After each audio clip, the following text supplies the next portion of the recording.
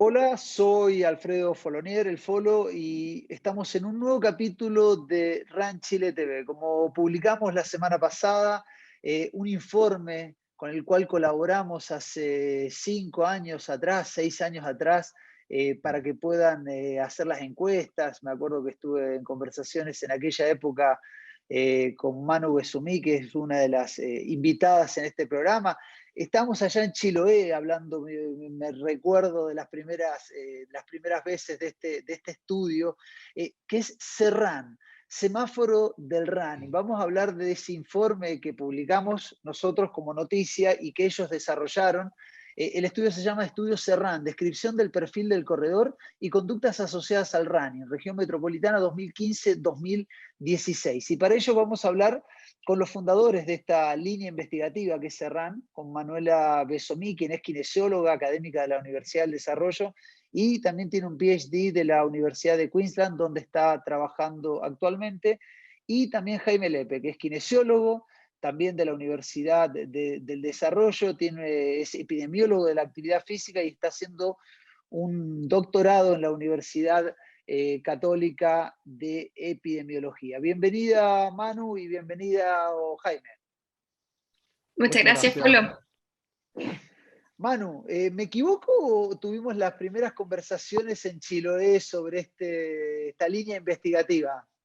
Yo creo que sí, estábamos viendo probablemente alguna carrera, ¿no es cierto?, del Pipo y la Vale Carballo y alguna conversación tuvimos sobre las ideas que teníamos con Jaime de cómo estudiar el running y las lesiones en Chile, así que sí, probablemente. Jaime, no te alcancé a conocer en estos años que hemos colaborado para informar y para ayudarlos a que más runners contesten la encuesta, pero sí conozco el trabajo que han hecho y la verdad que nos dio mucho gusto el día viernes publicar una noticia con ese completísimo informe que ahora vamos a hablar algunos detallecitos más.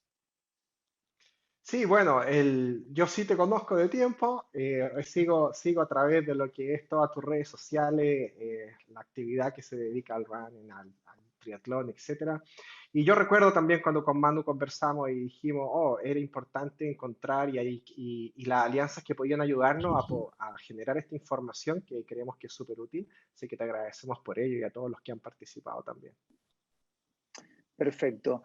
Manu, Jaime, nosotros cuando publicamos la noticia mencionamos que consideraron algunos aspectos con Mm. respecto al informe, pero me gustaría un poquito, alguno de los dos, Manu o Jaime, el que quiera, que cuente un poquito qué es lo que esperaban con este informe, cómo partieron y qué es lo que buscaban después de hacer esta descripción del perfil del corredor y conductas asociadas al running. ¿Crees que parte yo, Jaime, y me Dale vas tú, interrumpiendo? exactamente. Es que se me olvidan algunas cosas porque esto pasó hace muchos años. Me acuerdo, partió porque con Jaime empezamos tuvimos la idea en el fondo de estudiar cuáles podrían ser algunos factores que pudiesen estar relacionados con una lesión relacionada al running. Pero al mismo tiempo nos cuestionábamos en ese entonces la manera en que los corredores estaban siendo clasificados para ser estudiados en términos de cuáles son sus factores de riesgo o posibles causas de lesión. Y siempre teníamos el conflicto de que en los estudios se metían a todos los corredores como en un mismo saco. Y desde nuestra perspectiva, nosotros creíamos que necesitábamos primero subclasificar a los corredores para poder identificar quizás factores específicos en el desarrollo de un corredor. Siempre hablábamos de que existe este como camino, ¿cierto?, del corredor que uno recorre desde que uno es novato hasta que uno es más experimentado. Y en ese entonces, corrígeme Jaime si es que me equivoco, teníamos básicamente como tres grandes grupos que nosotros creíamos que íbamos a encontrar. El que era más bien novato, ¿no es cierto?, que probablemente tiene motivaciones asociadas o a bajar de peso o a salud, ¿no es cierto?, que quiere buscar o empezar a hacer actividad física a través del running, que no necesariamente está muy enganchado con grupos o esta tecnología en el running, ¿no es cierto?, probablemente no tenga un reloj, probablemente no tenga el equipamiento ¿no es cierto?, de última tecnología, etcétera, y que probablemente también tenga otras conductas asociadas a cómo se relaciona con el running que pudiese ayudarnos a explicar por qué tiene o no tiene lesiones, versus que también encontrábamos un perfil más bien amateur, pero aún más desarrollado que el novato, ¿no es cierto? Que en el fondo probablemente ya estaba más metido en el mundo del running, que quizás estaba participando en competencias, pero aún no estaba muy seguro y quizás tenía otras conductas asociadas a su entrenamiento que pudiesen ayudarnos a explicar por qué se lesionaba. Y después pensábamos que claramente tiene que haber alguien más con más experiencia o más profesionalizante, como lo llamábamos profesionalizado, como lo llamábamos en ese entonces, donde probablemente la motivación a la performance, ¿no es cierto? Y el hecho de poder rendir de manera lo más eficiente posible y correr lo más rápidamente posible, era lo que iba a caracterizar a ese grupo. Si no me equivoco, Jaime, eran como más o menos los 3 grupos que teníamos pensado y nosotros pensamos qué variables o factores pudiesen ayudarnos a clasificar a los corredores en diferentes grupos. Y ese universo tan diferente de los tres grupos de corredores también hace difícil el estudio y lo que hace también lindo el running, porque lo democratiza. O sea, no solamente uno tiene que ser experimentado, sino que el running hay muchas variables, pero al ser un deporte reiterativo, donde uno corre sobre una misma superficie generalmente, repetidamente, las lesiones pueden provocarse, pero es muy diferente aquel de que está partiendo, aquel que es un poquito más avanzado, aquel que es avanzado. Las lesiones, las preparaciones físicas, no se pueden meter todos en la misma bolsa, me imagino. Exactamente. Exacto. El punto que tan importante que muestra Manu y que tú también estás diciendo sobre cuando significa las lesiones, por qué la lesión se transformó en un centro de atención para nosotros y ese semáforo del running obedece a poder entregar a la comunidad del running una advertencia, digamos, usted está entrenando más o menos bien, tiene un semáforo verde, atención, tal vez usted debe tomar ciertas consideraciones para evitar una lesión y que no te deje fuera de tu actividad, o rojo, hay algún peligro. Y tal como lo estábamos conversando al respecto, cuando uno quiere de alguna forma identificar determinantes que pudieran explicar o predecir que son dos cosas diferentes, cómo podría suceder una lesión, es donde nosotros estamos con Manu generando la evidencia científica para poder hacer eso. O sea, y de hecho, por eso el informe de Serran no solo se establece a través de unas creencias de quienes podrían estar agrupados, porque ya teníamos las creencias que le acaba de explicar Manu, sino que hay todo un backup bioestadístico, científico y metodológico para poder agrupar de mejor forma quiénes son estas personas que nos permitan desde esa línea de base poder indagar cuáles son los modelos que podrían explicar en un futuro o predecir las lesiones para poder entregar buenas recomendaciones. Manu, Jaime, ¿se sorprendieron con algunos resultados? Porque uno cuando hace estas investigaciones, yo me acuerdo hace muchísimos años cuando estaba en la universidad, ya hace 20 años que la dejé más o menos, pero uno cuando inicia una investigación, inicias con hipótesis y en este caso muchas veces uno confirma las hipótesis. Podemos hablar después de las hipótesis, pero ¿se sorprendieron con algún resultado que no se esperaban, algo que dijeron, mira lo que sucede en el running, algo que haya sido así revelador? Para mí, tengo abierto aquí el informe por si acaso, pero para mí yo creo que lo que más me llamó la atención, que yo pensé que sí iba a ayudarnos a clasificar, era el hecho de cómo se agrupaban los corredores socialmente. O sea, yo pensé que corredores más novatos no iban a estar corriendo con grupos o clubes, por ejemplo, versus que corredores más experimentados siempre iban a tener un coach.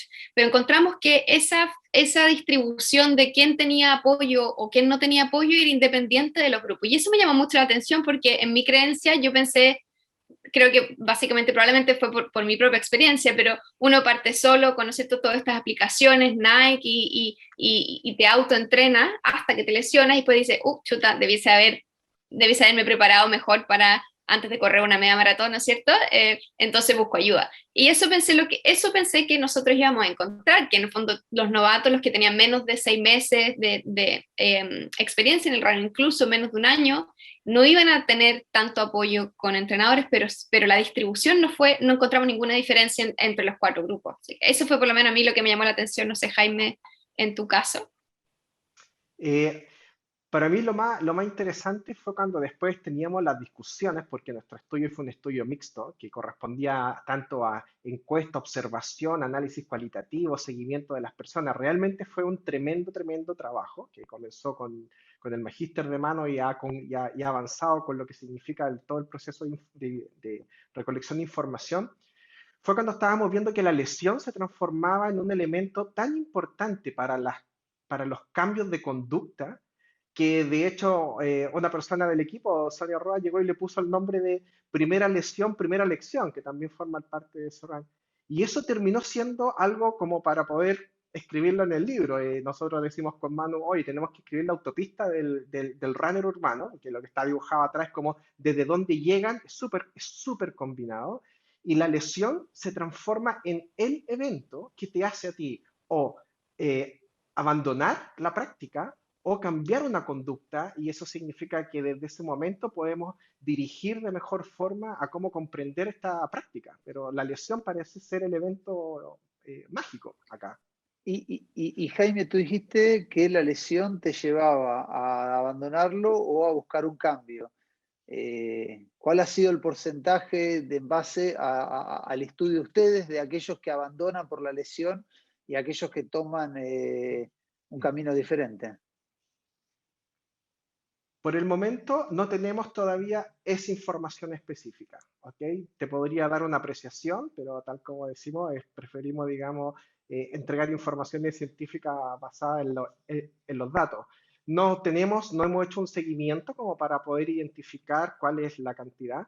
¿Podrías tú extraer esa información, por ejemplo, de la encuesta nacional de hábitos de actividad física que se hace en Chile, del IND, del MINDEP? Hace aproximadamente el 2018 fue la última, donde aparte del no tengo tiempo, cuando tú ves cuáles son las causas por las cuales aparece el concepto de salud, y desde ahí tú podrías identificar haciendo subanálisis aquellos sujetos que estaban corriendo o que podían tener una lesión. Se transforma en la tercera causa o segunda causa dependiendo del sexo. O sea, es una causa importante, digamos. Y alcanzaron a estudiar, perdón, sí, Manu. De hecho, en estudios en el extranjero, creo que es un estudio que se hizo en Dinamarca, es distinta a la población, pero no es muy distinto el comportamiento del runner. La lesión, como bien dice Jaime, es la primera razón por la que corredores novatos abandonan el running dentro del primer año, y es la segunda para mujeres después de haber tenido un hijo. Entonces, efectivamente, se relaciona muy bien el concepto, sobre todo para el que está partiendo, si es que probablemente no tiene el apoyo, no tiene cómo salir de este círculo vicioso. Es más fácil abandonar porque todavía no existe esa adicción que se genera, porque también lo vimos en nuestro estudio cualitativo. Todos los corredores, desde que ya tienen, desde el corredor básico, no el principiante, desde el básico, es decir, del que ya tiene 2 años en adelante, todos hablan de que me pica el bichito, y que existe un cambio radical en cómo yo me relaciono con el running, que ya no es algo que yo uso para mejorar mi salud, sino que es algo que yo necesito porque es parte de mi identidad. Yo soy un corredor, y eso es súper interesante porque en el fondo identificarte como un corredor significa que es parte de tu vida, y que si alguien te lo quita, te quita parte de tu ser, y eso es muy potente. Pero un corredor novato que recién está partiendo, esa identidad no está todavía bien identificada, por lo tanto es más fácil abandonar y irse con otro deporte o sinceramente ya dejar la actividad física. A eso iba exactamente con la siguiente pregunta. Primero preguntarles, son varias preguntas que les quiero hacer para que las vayan desarrollando. ¿Cuáles son las lesiones que más encontraron en el estudio? Y segundo, un poco lo que decía Manu, efectivamente uno cuando es corredor avanzado, no quiere decir avanzado ser bueno y bajar las 3 horas en un maratón y correr en 2:30. Avanzado es aquel que ya lleva varios años, me imagino, con muchos kilómetros, y yo me considero un corredor avanzado. Uno se lesiona y evidentemente tomas el camino de ir a un kinesiólogo, un terapeuta, alguien que te ayude a salvarte de esa lesión, buscas otro formato de entrenamiento, bajar de peso, etcétera, etcétera, para salir del camino. Pero aquel que está partiendo, ¿qué recomendación hay que darle? Digo recomendación sencilla, porque si la recomendación es 700 millones de cosas, perdemos un poquito esta democratización que es ponerse el par de zapatillas y salir a correr. Esas serían las dos preguntas. Más que el avanzado, a ese que está partiendo, que la lesión le puede provocar justamente que abandone el running. ¿Y qué tipo de lesiones son las más habituales para ese deportista? ¿Quieres que parta yo, Jaime? Dale. ¿Sí? Sí, yo estoy anotando acá y... Dale. En términos de las lesiones más frecuentes, en nuestro estudio encontramos que el Manu, 40 de los novatos, Manu, de los novatos, de aquellos que parten en el running, porque evidentemente aquel que está buscando tiempos en el maratón le va a venir la banda iliotibial, alguna tendinitis rotuliana, el tendón de Aquiles, montones de otras, cuando uno empieza a exigir el cuerpo hasta el último detallecito, pero vamos a aquellos del que está partiendo. Sí, el que está partiendo, la zona que más se lesiona generalmente es la rodilla, ¿ya? Y la lesión más común es dolor patelofemoral, o sea, dolor anterior de rodilla, seguido de la banda iliotibial. La banda iliotibial, aunque se asocia, tiene como dos perfiles, aquellos que son de alta performance, donde le estoy exigiendo mucho, versus aquellos que estoy recién partiendo y hacen un cambio brusco de volumen. La banda no le gustan los cambios de volumen. Entonces, dolor patelofemoral y banda iliotibial son las más comunes en corredores novatos, seguido de la fascitis plantar o shin splints también, que es periostitis, ¿cierto? Son como las lesiones más comunes. Pero independiente del tipo de lesión propiamente tal, dentro de los resultados que nosotros vimos cualitativos, es que el corredor experimentado habla que sabe de cuando tiene una molestia que diferencia de lo que es una lesión. Y aquí voy con eso, en que cuando tú ya tienes experiencia, tú sabes, uno tiene dolores cuando corre, ¿cierto? Que es parte del deporte, pero uno sabe cuando ese dolor es más probable que se convierta en una lesión que me va, ¿no es cierto?, a impedir seguir corriendo, que ya no voy a poder correr la misma velocidad en la que estaba haciendo, definitivamente voy a tener que parar porque tengo que parar, versus algo que es una molestia que quizás con ciertos cambios yo puedo manejarla. El corredor novato no sabe identificar eso, no sabe lo que es una molestia producto de un entrenamiento, producto de una adaptación fisiológica propia del running versus un proceso donde estoy entrando en un proceso de fatiga, microdaño, que probablemente voy a estar entrando en daño y sobrecarga de la estructura. Entonces, dado que no tenemos esa diferencia o que todavía no tenemos la experiencia suficiente, ¿cierto? Primera lección para que nos enseñe cómo poder relacionarnos con la lesión, lo que yo generalmente trato de darles a los corredores novatos para que se autochequeen es justamente usar el semáforo del running. Y hay tres momentos que son críticos que uno tiene que evaluar la irritabilidad del dolor. El dolor durante el trote, el dolor inmediatamente después y el dolor a las 24 horas. Sabemos que la mayoría de las lesiones, salvo algunas que, por ejemplo, la banda iliotibial y quizás alguna lesión inflamatoria, la mayoría de las lesiones uno puede tolerar dolor durante la actividad, es decir, un dolor leve hasta 3, 4 de 10, ¿sí? En una escala visual análoga, o sea, 0, nada dolor, 10 máximo dolor imaginable, hasta 3, 4 de 10 es algo que podría estar ok durante la actividad. Lo importante es saber qué pasa después.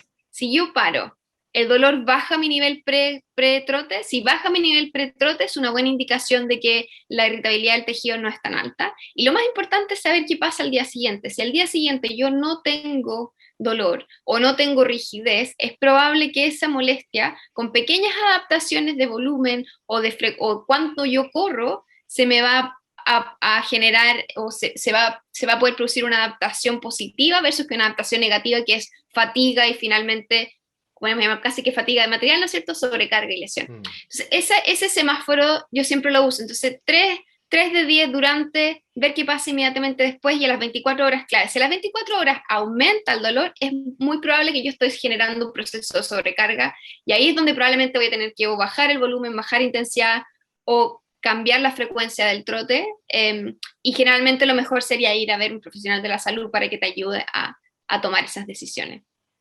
O sea, fundamental el tema del dolor. Uno cuando está haciendo ejercicio y estás cambiando un estilo de vida, probablemente vengan molestias en los músculos, en las pies, en los tobillos, hasta en la cabeza puede venir o en los hombros por la postura, pero si uno le molesta mientras está haciendo ejercicio, como tú dijiste, hasta 3, 4 de 10, esas se puede aceptar y hasta soportar, pero nunca que supere después las 24 horas ese dolor y menos se aumenta. Mm. Se aumenta, evidentemente, ahí hay que semáforo rojo y ir rápidamente a un médico. Cuando uno dice un médico, muchas veces uno le va y le consulta al entrenador si lo tiene, le consulta al amigo que es deportista y tiene un poquito más de experiencia, o a un conocido que es kinesiólogo.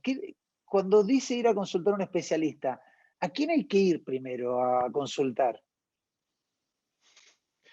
Jaime, te la dejo a ti. Sí, tremenda pregunta esa. Y para responderla quiero traer un poco algunas cosas que se pudieron haber quedado atrás de los mismos comentarios que tú hiciste al principio y que Mano entregó y que corresponde a las creencias y el conocimiento que tienen las personas.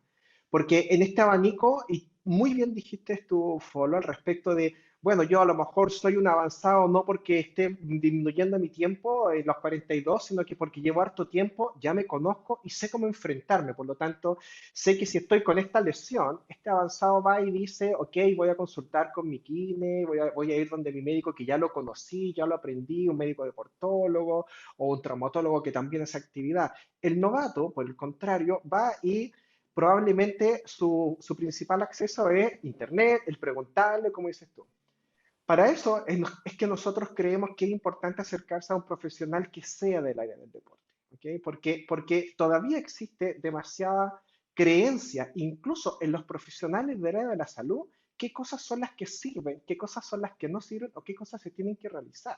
O sea, nosotros no solamente Sí, estudiamos a los porque, perdón, corredores, sino que Jaime, yo estudiamos a los tengo, profesionales. Jaime, yo tengo bastante más años que tú. Yo me acuerdo cuando era chico y hacía deporte, uno tenía alguna lesión y inmediatamente 15 días de reposo. Claro, evidentemente con 15 días de reposo el dolor se va, pero uno pierde totalmente el estado físico y después uno necesita un mes y medio para volver al punto y no debiera ser tan así. Por eso un poco me imagino lo que tú dices de ir a alguien, a un médico, pero del área del deporte.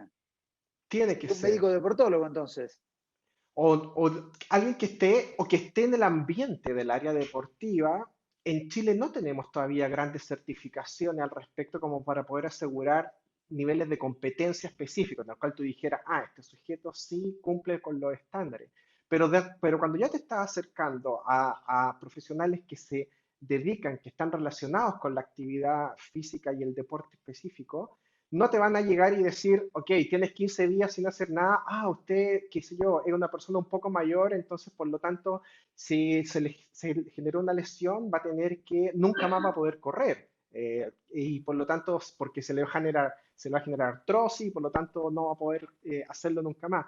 Hay una cantidad de creencias por parte de los profesionales y de las personas que corren que también es nuestro motivo de poder llevar información para que ambos grupos puedan interactuar de mejor forma. Hay muchos profesionales todavía de la salud, médicos, kinesiólogos, que por ejemplo frente a una lesión donde agarra y dice, no vuelvas a entrenar porque se te va a rajar. El ocupar una palabra tan poco apropiada como la que acabo de usar, pero es la que está expresando en ese momento el profesional de la salud, genera un cambio cognitivo en el corredor y por lo tanto él nunca más quiere volver a correr porque dice, se me va a rajar un músculo. Entonces, Mm. ¿dónde ir? Profesionales que estén relacionados, probablemente ya hay muchos en el correr, hay varios que corren también, y por lo tanto eso también es algo muy útil, o sea, alguien que tiene la experiencia para poder decir, mira, tranquilo, no te preocupes, el conocimiento va a pasar, tenés que ir avanzando por este camino, digamos. Quizá esa sería una recomendación. Solo Perfecto. para Sí. complementar lo que dijo Jaime, nosotros encontramos, de hecho, tal cual como dijo él en nuestro estudio cualitativo, de que corredores más novatos tienen miedo de volver a empezar a correr de nuevo porque por las recomendaciones que han recibido algunos profesionales de la salud, como que se me va a rajar ay, no puedo acordar la otra palabra, era que se me va a rajar o que se me va a salir un disco, creo que era alguien que tenía un problema de espalda. Todo ese lenguaje se transforma, como dice Jaime, en una conducta y ese miedo es muy probable que genere que esa persona esté siempre pensando que le va a pasar eso y por lo tanto tenga más probabilidad de lesionarse simplemente por ese hecho de que el running le va a generar algo negativo en su salud. Versus que un corredor más experimentado sabe al tiro, dice, fui donde un profesional porque no tuve hora con esta otra persona que siempre voy y me dijo que ya no podía correr más y no lo acepté, así que fui a me moví hasta que encontré un profesional que me dijera que sí podía seguir corriendo. Y eso Igual, es así. Manu, tú citas un deportista, un corredor más avanzado que es cuidadoso, porque yo conozco a muchísimos que son tercos y que su umbral del dolor se ha modificado y uno soporta con el pasar de los años muchísimo más el dolor y uno a veces hasta le quiere engañar al cuerpo de que esa molestia es una molestia no de lesión, sino porque hice volumen y además quedan 2 semanas para la carrera y si no sé, no sé cuánto, o sea, también el corredor avanzado en eso es como que se quiere mentir, porque algo a mí me da la sensación y con el paso de los años uno ha empezado a darse cuenta de que uno tiene que aprender a escuchar el cuerpo, que ante lo que tú decías, cuando hay una molestia que es reiterativa, que dura, evidentemente algo está pasando.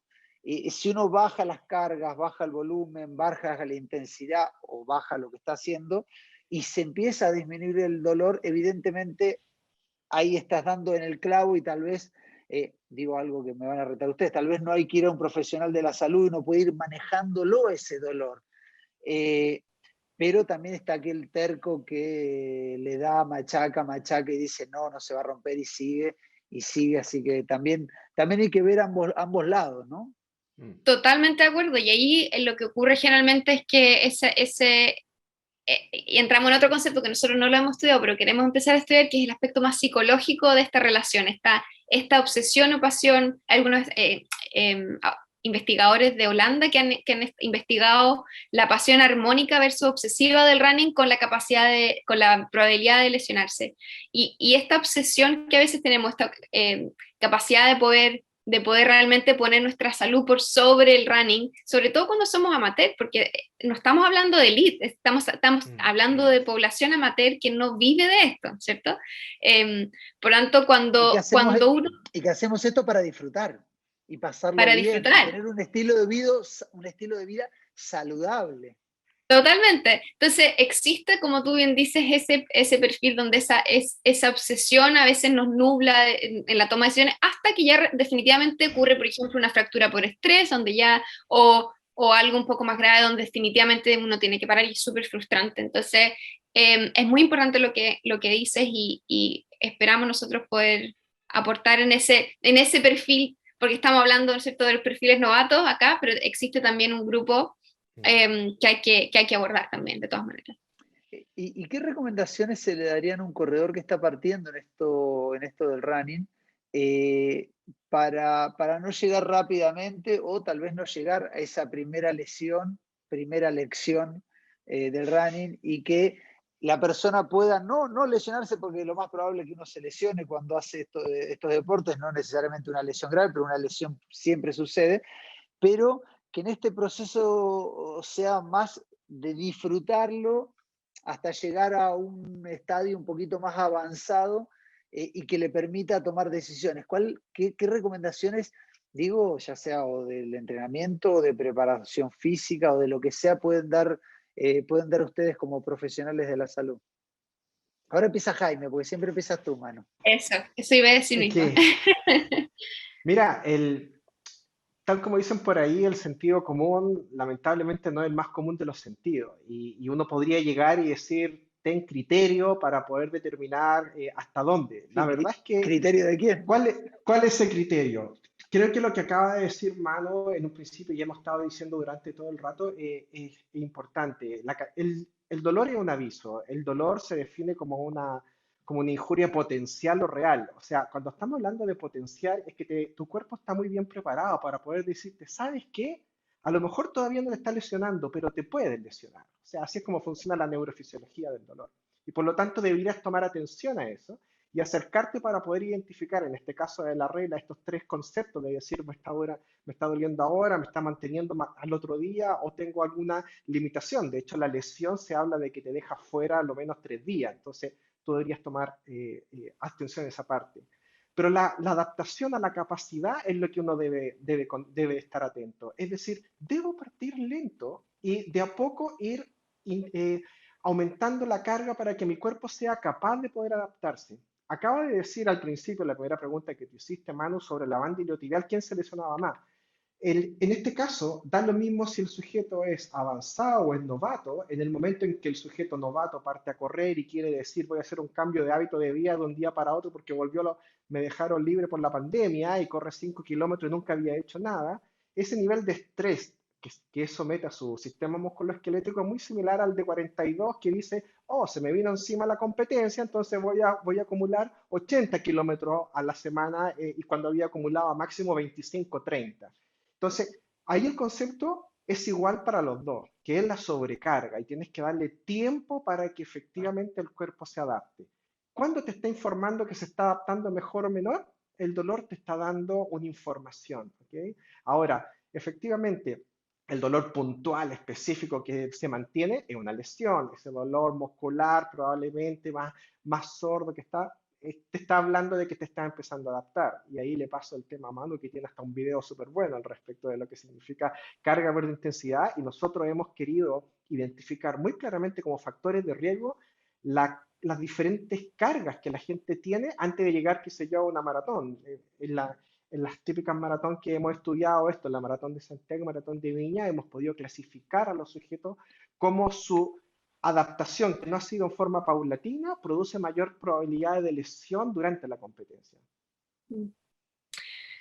Solo para sumar a eso que habla Jaime de carga versus capacidad, te puedo enviar el video follow, es súper, yo no lo diseñé, lo diseñaron un kinesiólogo de Estados Unidos, pero yo lo traduje y soy la voz en off de ese video.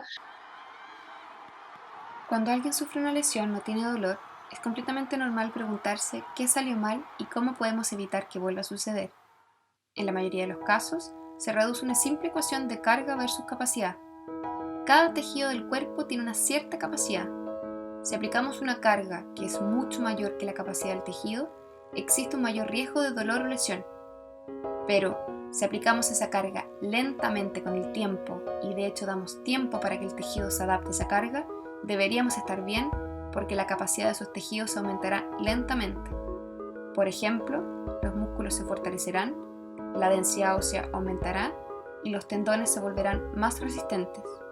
Solíamos pensar que los cartílagos y los discos de la columna no podían adaptarse a las cargas, pero ahora sabemos que ellos también pueden.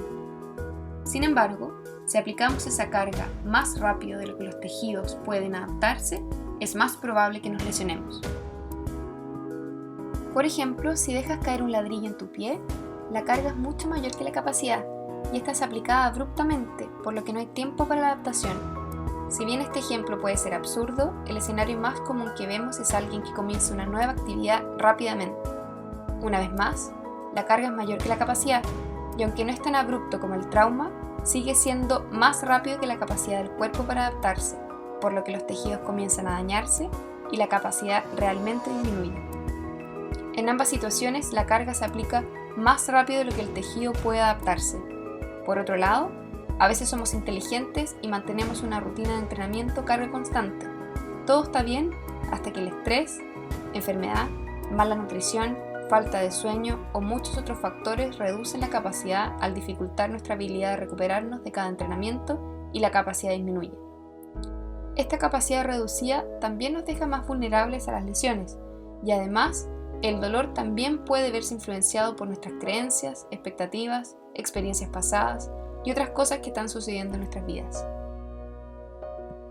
Por lo tanto, la mayoría de las lesiones se puede atribuir a esta relación carga-capacidad.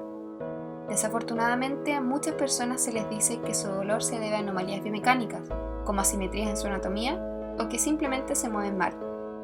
Ejemplos de esto pueden incluir una pierna corta, pies planos, sus glúteos no se activan, su sacro está fuera de lugar u otras cosas. Estos factores han sido investigados y las conclusiones son que muchos simplemente ni siquiera existen. De los que existen, es muy posible que provoquen un mayor estrés en ciertos tejidos, pero incluso así juegan un pequeño, si es que algún rol en el dolor o las lesiones. El hecho es que si le das al cuerpo el tiempo suficiente para adaptarse, las lesiones y el dolor son poco probables, incluso cuando no estamos construidos a la perfección o no nos movemos a la perfección. Si alguna vez has visto los Juegos Paralímpicos, rápidamente te darías cuenta de que los humanos son capaces de desempeñarse a niveles extremadamente altos mientras poseen asimetrías y compensaciones masivas, siempre y cuando le des el tiempo al cuerpo para adaptarse a las cargas. Tenemos que tener en cuenta esto al pensar en la verdadera causa de la mayoría de las lesiones. Trata de no desmotivarte pensando que tienes algún defecto y no seas demasiado analítico acerca de cómo te mueves. Solo piensa si algo cambió rápidamente en tu deporte, entrenamiento o vida diaria. Esto mismo debemos recordar si tenemos dolor o nos lesionamos. Si hay lesión, puede ser necesario reducir la carga temporalmente con un poco de descanso, pero recuerda que si el tiempo de protección se prolonga, la capacidad del tejido también se reducirá y en consecuencia se requiere menos carga para volver a lesionarse. Esto hace que sea necesario regresar lentamente a los niveles anteriores de actividad. Lo importante de recordar es que, a la larga, mantener algo de estrés mecánico aplicado al cuerpo es bueno, siempre y cuando respetemos el tiempo que tarda el cuerpo en adaptarse. Si eres sedentario, tu cuerpo se adaptará reduciendo su capacidad. Si aumentas gradual y lentamente una actividad, tu cuerpo se adaptará aumentando su capacidad. Si lo haces demasiado rápido, podrías lesionarte. Pero si recuerdas los conceptos de carga versus capacidad y adaptación del tejido, estás en camino de comprender la causa raíz de la mayoría de los dolores y lesiones.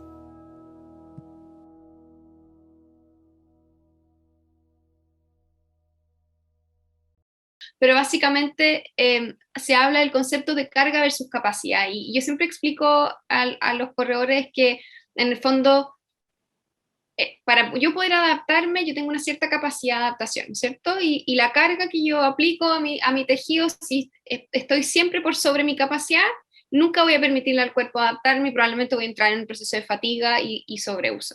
Lo importante de entender es que esta carga, ¿cierto? No es solamente el volumen de entrenamiento que yo estoy haciendo, esta carga también está dada por el estrés de trabajo, también está dada por todo, cualquier estrés emocional, físico, psicológico, se traduce en una respuesta fisiológica. Y eso es algo que nosotros a veces se nos olvida, que nosotros somos un ser humano inserto en una sociedad donde tenemos responsabilidades, que no solamente somos una máquina donde pum, pum, metemos kilómetros y sacamos resultados. No es tan así. Esos serían los atletas profesionales donde pueden dormir siesta, dormir hasta más tarde, comen. A eso sí se les puede exigir de esa manera, pero el normal trabaja 9 horas por día, tiene que hacer quehaceres de la casa, quehaceres sociales. Exactamente. Por lo tanto, esa carga se ve afectada por esos factores sociales también.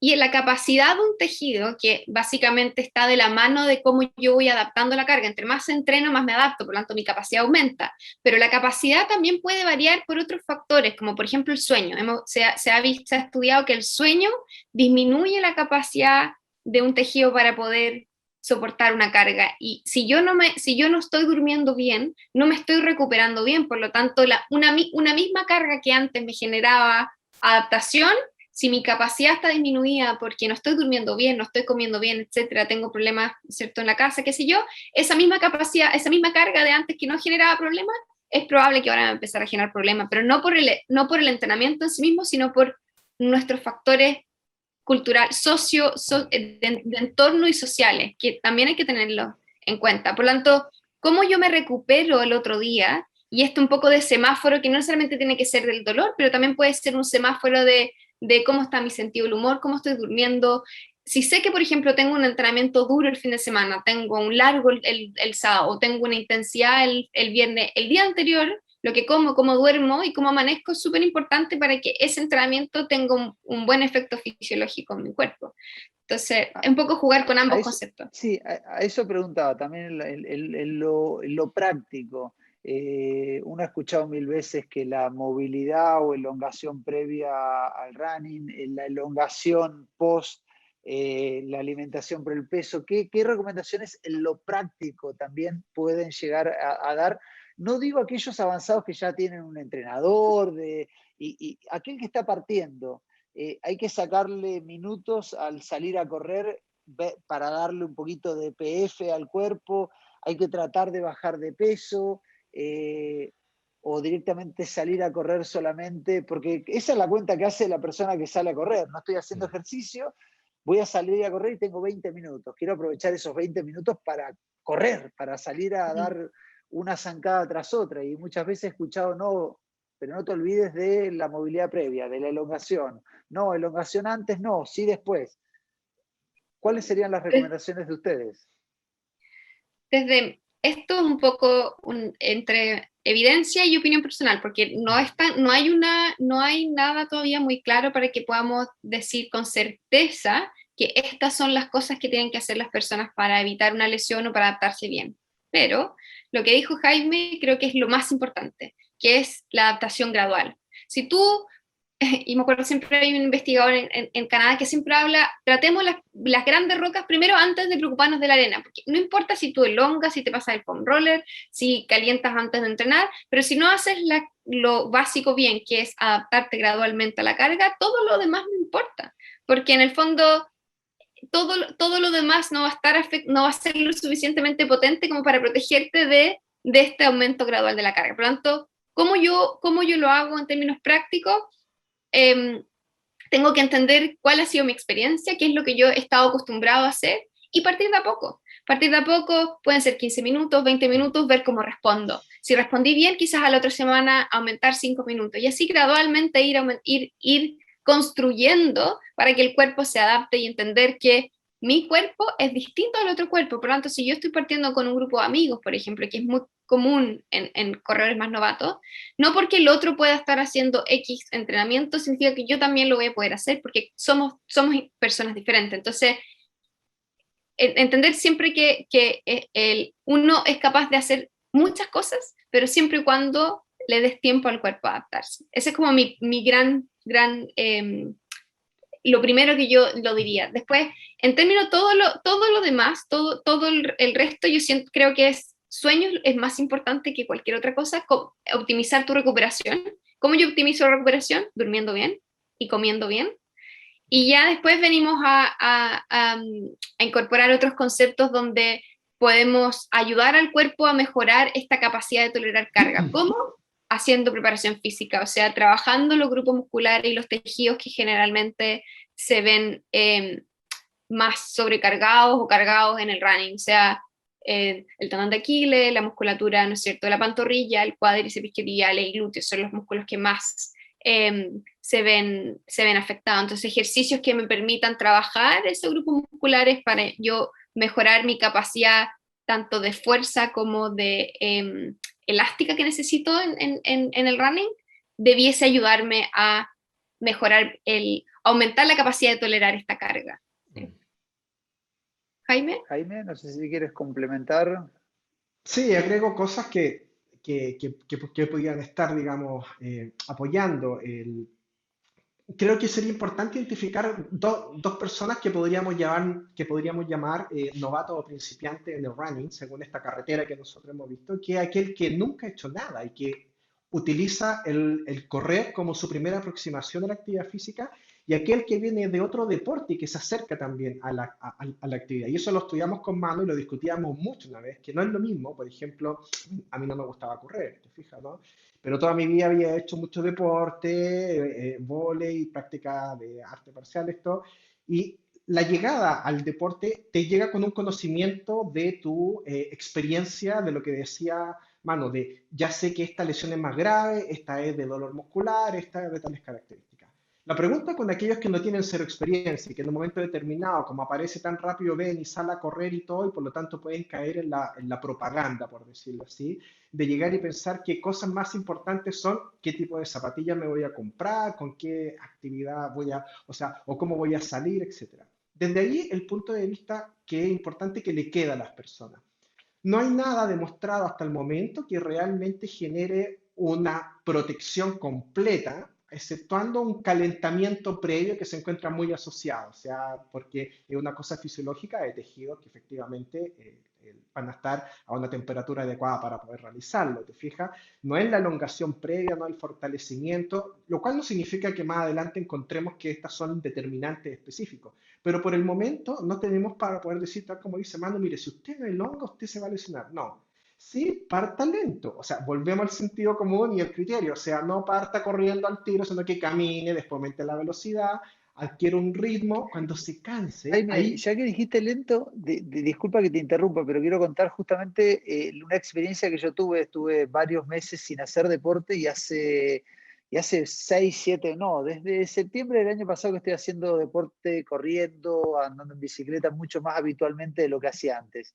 Tuve un año sin correr por la pandemia y cuando volví a correr, eh, digo, para comparar, yo salía a correr aeróbico entre 4:40 a 5 el mil. Ese era mi ritmo cuando entrenaba en serio hace algunos años atrás. Y cuando volví en septiembre, octubre, iba 7 meses sin hacer nada de trote, no me dio vergüenza y partí corriendo, ni siquiera era a 7 el mil. O sea, yo creo que corría entre 7 y 7:30 el mil y corría menos de 1 kilómetro y caminaba uno. Y yo por adentro decía, aquellos que conocen del triatlón, tuve la suerte de correr varias carreras Ironman de largas distancias y decía, estoy caminando en vez de correr. Y ese partir lento me sirvió que los primeros meses lo hice así, iba progresando de a muy poquito, y como recomendación es eso, en los primeros días no hay que sentir dolor, el dolor es por empezar a moverte, pero no generar una fatiga muscular y que el dolor se oculte dentro de ese cansancio. Entonces, como recomendación a aquellos que partan, camino y trote, y el trote casi que sea como diciendo, ¿estoy paseando? Sí, es No, preferible partir así para ir acostumbrando el cuerpo, ¿es así?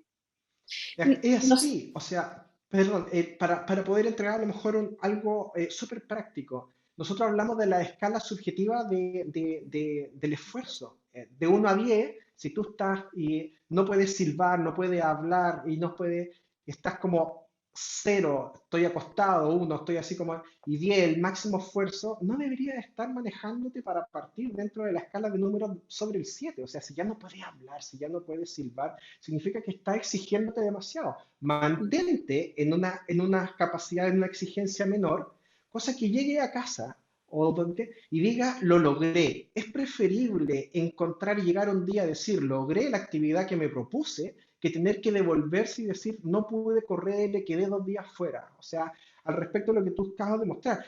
Troto 1 kilómetro, 1 minuto, listo. Después camino otro minuto. A siete, de a punto, después va a poder ser a 6:30, después va a poder hacer 6, después va a poder...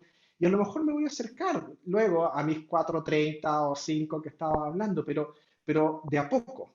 O sea, ahí en la escala, esa es una forma de poder identificar, no sobrepasar en este caso tu escala de sensación subjetiva al esfuerzo. Manu. eso es súper súper interesante porque en el fondo es la manera de medir nuestra carga interna que llamamos, porque siempre cuando hablamos de carga, uno está la carga externa, que es básicamente cuántos kilómetros corriste, cuánto tiempo hiciste, ¿no es cierto? Pero la carga interna es como el cuerpo fisiológicamente está respondiendo. Y una manera de hacerlo fácil, cuando uno no tiene, por ejemplo, una banda cardíaca, es la sensación subjetiva de esfuerzo. Entonces, una intensidad leve, donde yo sé que no estoy generando fatiga, es, por ejemplo, cuando puedo hablar y cantar y silbar mientras estoy corriendo.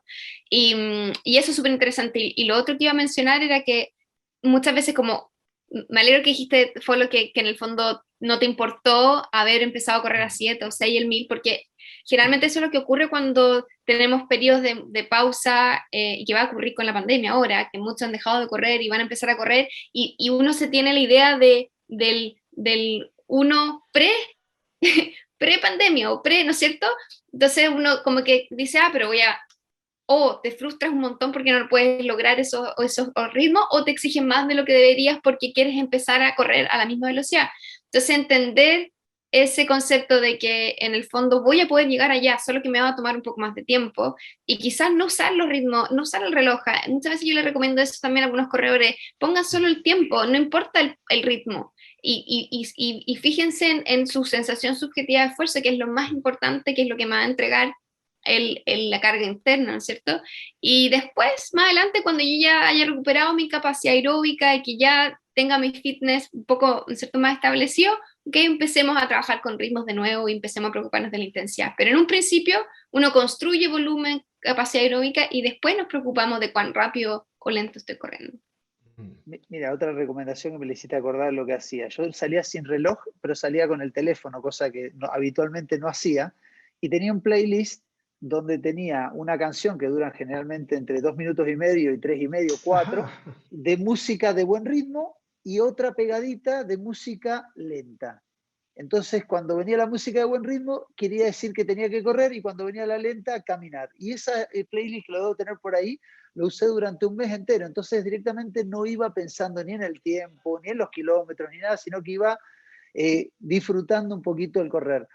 Manu, Jaime, a mí me quedarían ganas de seguir hablando muchísimo sobre lesiones y eso, pero me quedan 2 preguntas antes de cerrar. Una es: ¿qué cosas se quedaron con ganas de investigar o de saber después de esta tremenda investigación que hicieron, que duró tanto tiempo, tantos años? Me imagino que debe haber cosas que dijeron, ya nombraron algunas cosas durante la entrevista, pero ¿qué cosas son aquellas que dijeron vamos a hacer una segunda etapa para poder responder a eso?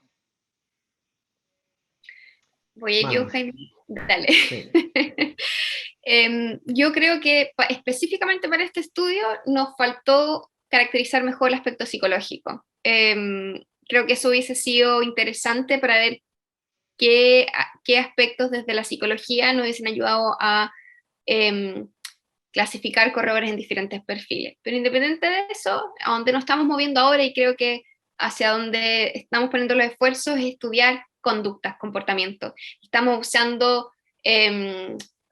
modelos de cambio de conducta y comportamiento que existen un montón en la literatura, que nos permitan estudiar cuáles son las capacidades, oportunidades y motivaciones de los corredores para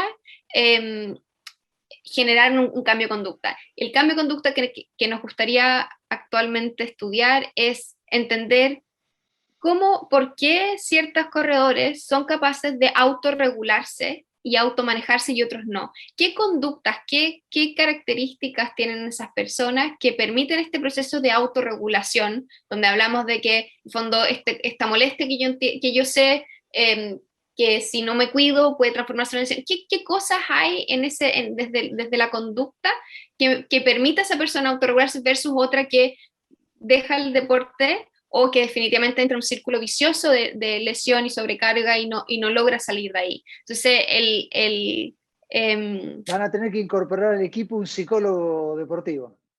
Totalmente.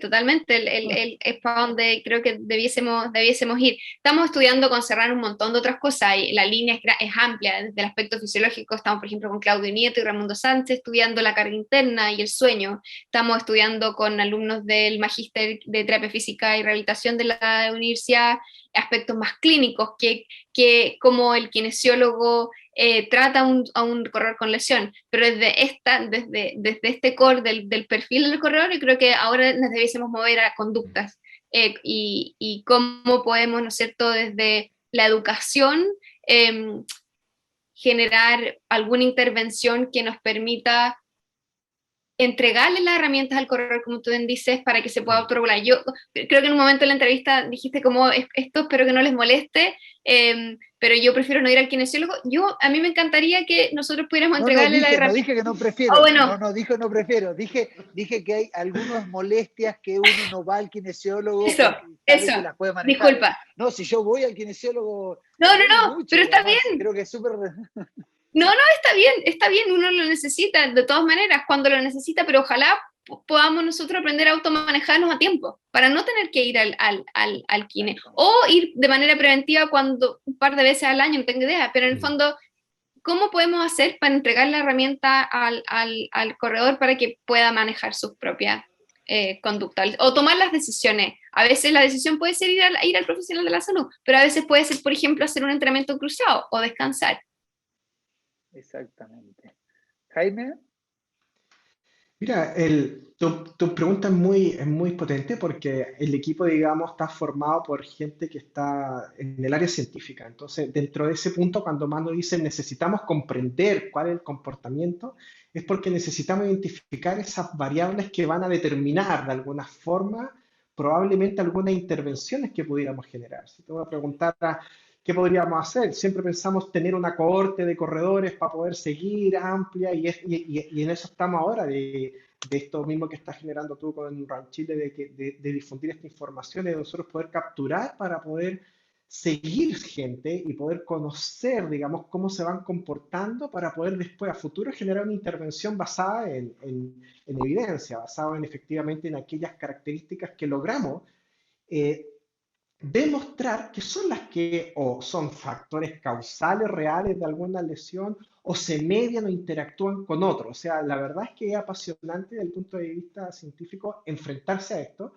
y es apasionante llevarlo y vivirlo, porque ambos corremos, Mano corre mucho más que yo, te fijas, ¿no? Pero cuando tú haces propio en la actividad práctica con la parte científica y tú dices, sí, tiene razón, me siento identificado con este perfil, sí, tiene razón, creo tal cosa. Sí, tiene razón lo que estamos mostrando. Ya la gente más avanzada no nos dice que en el tiempo libre hace correr, sino que es parte de la rutina. Y ahí teníamos nosotros problemas en la investigación, ¿te fijas? Y eso es un tremendo hallazgo que me quedó de la pregunta que hiciste antes. La gente decíamos, ¿qué hace en su tiempo libre? No nos decían correr. O teníamos que incorporarle el correr porque era parte de la actividad. Para mí partir el día corriendo ya se transformó en parte de la rutina. En mi tiempo libre es ver Netflix, no es correr, ¿te fijas o no? Entonces, y eso hace diferencias para poder identificar cómo poder acercarnos. Eso estamos siguiendo a futuro al respecto de poder estudiar el comportamiento, identificar esas variables para poder hacer un programa de intervención, educación que de alguna forma nos oriente a disminuir lo que está dejando fuera a las personas del deporte, que es la lesión. Jaime, Manu, llevamos casi una hora de programa. Los voy a llamar en próximas semanas para hablar seguramente de otros temas más, porque es muy interesante la conversación. La última es, cortita la respuesta también, espero que sea, es si hay algún profesional, sea entrenador, médico, que quiera contactarlos para poder intercambiar opiniones, ¿están abiertos a ese tipo de entregar información y demás? Porque yo me imagino que más de algún entrenador va a tener consultas, preguntas, sugerencias. ¿Cómo los pueden contactar? Absolutamente, de hecho nosotros, Serran, si tú entras a la página web de Serran, que es www.serran.cl, nuestro propósito es generar comunidad en el running y queremos conectar con los usuarios que serían corredores, entrenadores, profesionales de la salud, gente interesada en el running, no importa de dónde vengas, y que podamos colaborar en conjunto. Nosotros no hay nada más que nos pueda generar como gratitud si alguien se nos acerca y nos entrega sus comentarios, sugerencias, feedback, lo que sea. Así es que tenemos la página web, tenemos nuestras redes sociales, en Instagram, en Facebook, tenemos nuestro correo electrónico que te lo podemos pasar, follow, si es que quieres, para que lo publiques dentro del... ¿Lo agregamos en la nota o también vamos a ponerlo nota? después me lo pasen, va a aparecer abajo tuyo y abajo de Jaime? Eso, ¿viste? Así es que, por lo menos desde mi perspectiva, súper abierta a recibir cualquier comentario o sugerencia, pregunta, lo que sea. Jaime, Manu, muchísimas gracias por esta entrevista, por contarnos un poquito más sobre ese ranking que nosotros somos como ese mosquito que se sube arriba al buey y dice aramos, cuando en realidad no hemos hecho nada más que colaborarlos para que las encuestas, pero tremendo trabajo que hacen. Jaime, un placer conocerte, aunque sea virtualmente. Manu, desde Australia, saludos a tu marido, quien es amigo mío también. Muchas gracias a los dos. Y antes de cortar, agradecer a las marcas que hacen posible esto. A Nissan, escuchan eso que viene llegando, es el nuevo Nissan Kick. Activa tu actitud con todos los detalles, pensados para moverte con ritmo por la ciudad. Listo para tener tu nuevo Nissan. A Merrell, marca de indumentaria deportiva y de zapatillas outdoor. que apoya al deporte, a las carreras, a los deportistas, a entrenadores, así que gracias a Merrell, al banco BCI por su sistema innovador de pagos sin contacto, la maravilla que tienen con Garmin, Garmin Pay, introduce los datos de la tarjeta del banco BCI al Garmin y pagas sin la necesidad de estar con tu tarjeta. A los amigos de Vida Cámara, la compañía de seguros de la Cámara Chilena de la Construcción, que lanzaron Amparo. Más información, cotizaciones en vidacámara.cl y comienza a llenar tu vida de buenas noticias. Y por supuesto a Gatorade, hidratador de los deportistas desde siempre. Esto ha sido todo.